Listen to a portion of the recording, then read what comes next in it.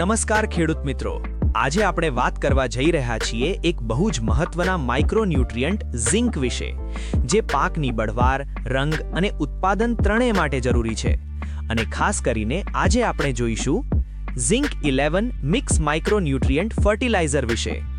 ઘણા ખેડૂત ભાઈઓ ખાતર તો નાખે છે, પણ પછી પણ પાકમાં બઢવાર થતી નથી. એનું મોટું કારણ હોય છે ઝિંકની અછત.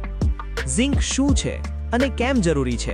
ખેડૂત મિત્રો, ઝિંક પાક માટે એક સૂક્ષ્મ પોષક તત્વ છે, પણ એનું કામ બહુ મોટું છે. ઝિંક છોડમાં નવા પાંદડા સારી રીતે ઉગાડે છે, ડાળી અને શાખાઓ મજબૂત બનાવે છે, ફૂલ અને દાણા વધારે આવે એમાં મદદ કરે છે.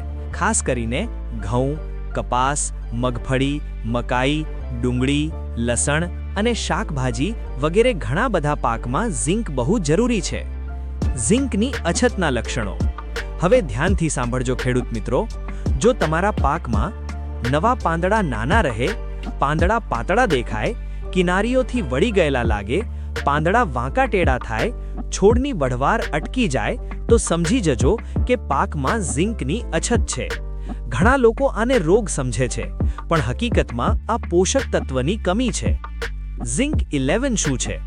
હવે વાત કરીએ. આ ફોટોમાં તમે જોઈ રહ્યા છો ઝિંક 11.